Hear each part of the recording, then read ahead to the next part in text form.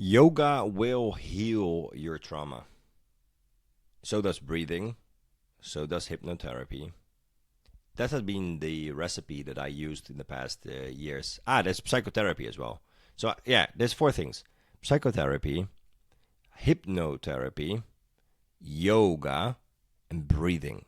Okay? These four things combined: psychology, working on the mental, yeah, hypno, working on the subconscious, yoga, working on the body, the stored trauma, and breathing to open up the heart energy.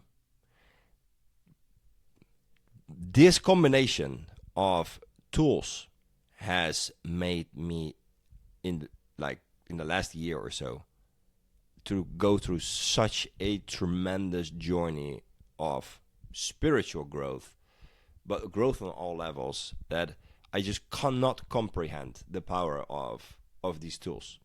So let's dive a little bit deeper into what worked for me about all four of them. Okay, and I'm still doing all four of them actually. So the first one, which has probably been one of the most powerful ones, is hypnotherapy. Okay, think about it. 95% of our life is subconscious. Every like there was this video that I saw on YouTube. It said like the observable light is 0.5% of the total energy. Light is energy, right? 0.5% of the observable energy that actually is around us. We just see that. Light is just that, okay? That's insane when you think about it. Yeah? I mean, we have energy bodies.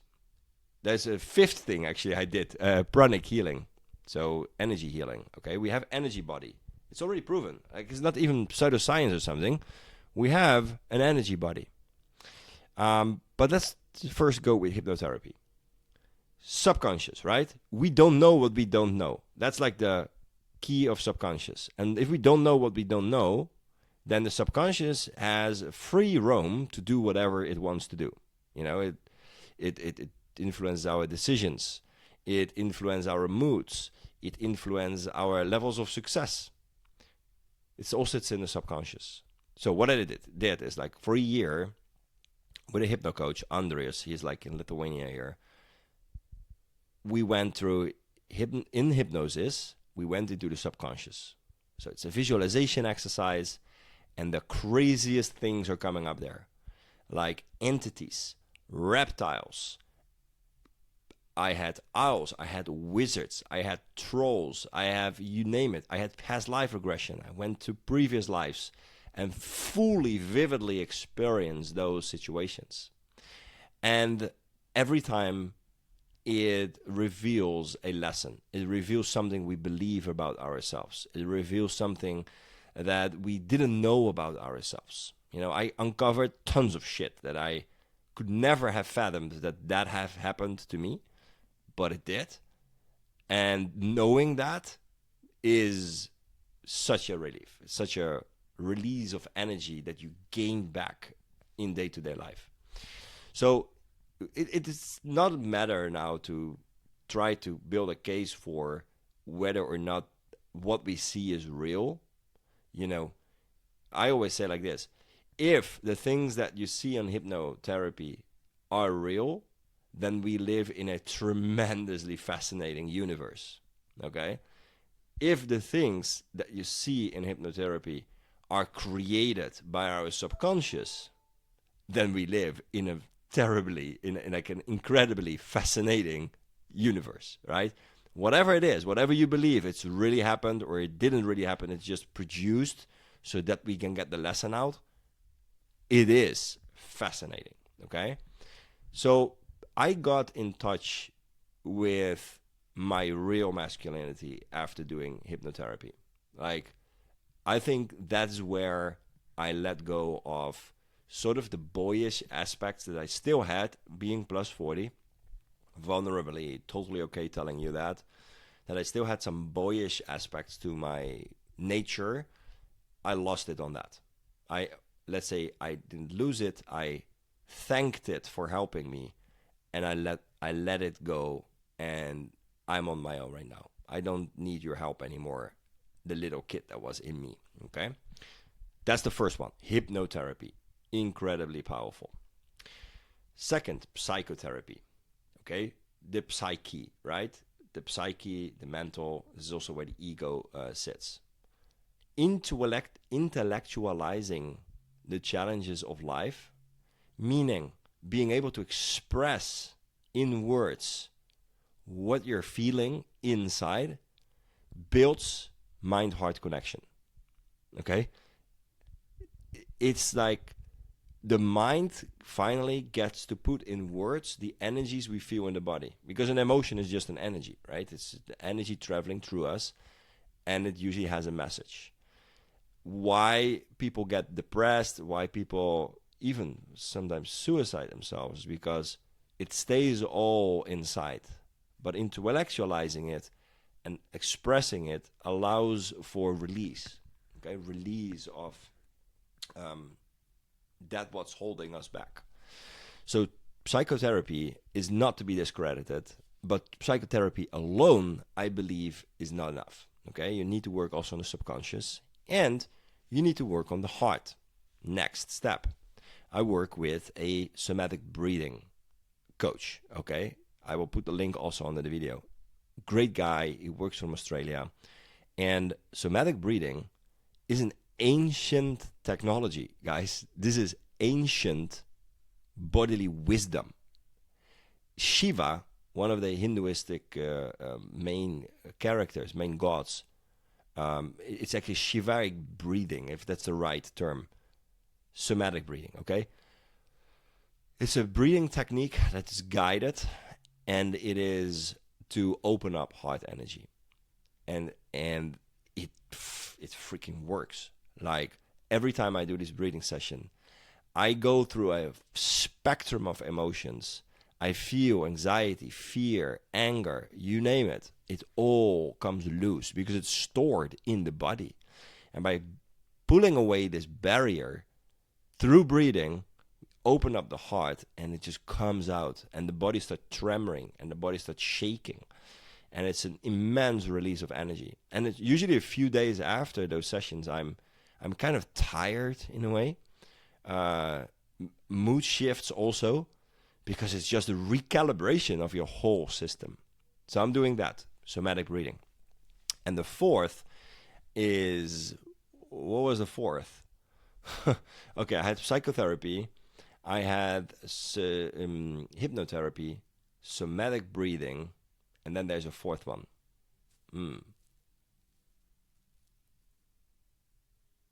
Yeah, of course, yoga. Yoga. So trauma is stored in the body.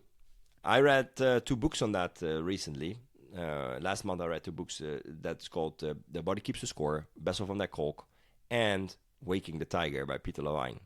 2 of the most forestanding, like most advanced doctors on human trauma, okay? Turns out trauma is stored in the body, in the fascia. And fascia is mainly made of water, and water keeps memory. There's this Japanese scientist who actually figured out that water can store memory. They put a glass of water in front of the head of people, and they tell them to think negative thoughts. And they do it the same with people and think positive thoughts. And the structure, molecular structure of the water is different. The negative one is chaotic, and the positive one is like crystal-like structure. Crazy. So water stores memories, stores emotions, and that's why we get all these pains. You know, people get pain. I for sure had that: lower back pain, shoulder pain, neck pain. That's the body telling you, I can't take the storage anymore. My storage is full. You need to format the drive, right? So yoga, I'm doing yin yoga. Yin yoga is this long, slow form of yoga, which it's like a 5-minute stretch per move, right? And normally when we stretch, it's too short to release the fascia. But after 2-3 minutes, the fascia starts to release as well. And you go into real relaxation. So I'm lying there on the mat, and suddenly out of the blue, I get a picture of a person, a situation, and then I feel this emotion that comes with it. Anxiety, fear, sadness, you name it. And that is a release. My body lets go of it. Lets go of the blocker to our antennas, okay? Because trauma, we are connected to the divine. We are connected to the source, whatever is your name of calling it.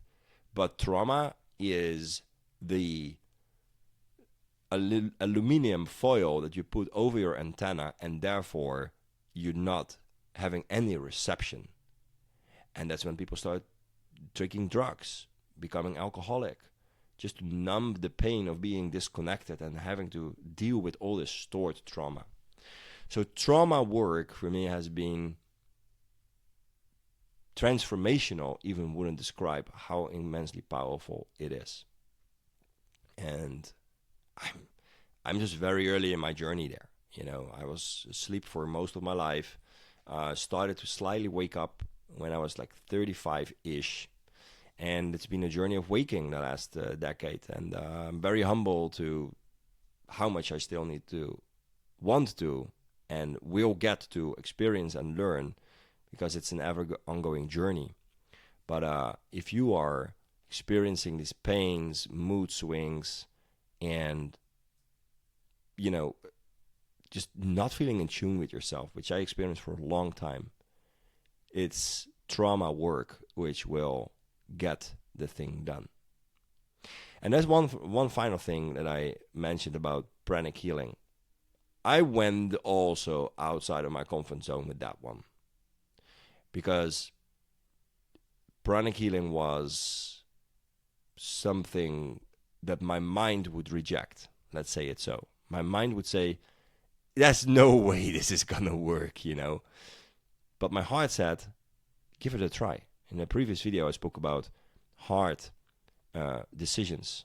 And so I got this fully synchronization out of the blue connection to a pranic healer based out of Malaysia.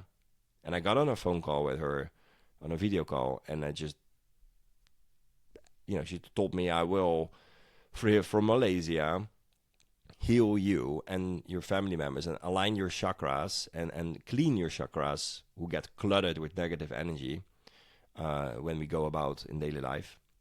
And I said, my mind was like, don't buy it, okay? My heart was like, do it. So we started working together, and she would do twice per week a session, and the evening before I would have to take a salt bath. Salt is apparently for our energy body, which has been proven by science that there's like an energy body around us, around 15 centimeters. It's measurable with equipment. But if you go in a salt bath, it kind of cleans and aligns the energy. It opens up for this healing. So she would write me, and we've been working together for 6 months. She would write me multiple times throughout these 6 months, and she would just know what's going on with me. And she never saw me in person. She said, there's happened something yesterday, there's happened something last week. She knew the state of my kids, she knew the state of my wife. And, you know, we always, you know, we want to focus on sports, great, it's for the body, right, for the physical body. We focus on nutrition to give ourselves healthy stuff for our brain and for our organs. Yes, that's nutrition. Why can't there be an energy body? There is an energy body. What are we doing to keep that energy body healthy, you know? As the pranic healer says, the energy body gets sick first, and then the body follows. So if you get a cold or the flu or whatever virus, your energy body has already been breachable because it was misaligned. It was unstable. It was damaged. It was sick in a way. So we need also to focus on keeping our energy bodies healthy. It's great how science is picking up on things and start to recognize that ancient knowledge actually wasn't grounded in esotericism or just in mysticism, but that it was actually based on what we call science, because it works. And that leads me back to the reality transferring book, which is saying you manifest the reality that every version of reality out there exists already in some form or way. It just hasn't been manifested yet in physical reality that you are experiencing. Wow. Talking about mind-blowing sentences, right? So, yeah, you create the reality. So if you believe that something works, it will work. If you believe that it don't, it will not work. So that's about trauma for today. I felt sharing that because I know there's a lot of people who think that it's not okay to speak about trauma. I know there's a lot of men out there who think it's not okay to admit that they still have a boyish side to them and that they are not really fully tuned into their masculinity and playing the tough guy while in reality they don't feel like that inside. I was that for a long time, and I know there's a way out, and it starts with working with your traumas because unfortunately, in the way how society works, we all collect trauma, and it's not always intentional trauma. Our parents wanted the best thing for us, and we're not aware that they might have programmed us for challenges on later life, and trauma work, incredibly powerful tool to get in tune with yourself and to come to the point where you can be just more in peace with yourself, with everything that's going on in life and everything that you do. Yes. So what's your experiences with trauma? Let me know. Cheers.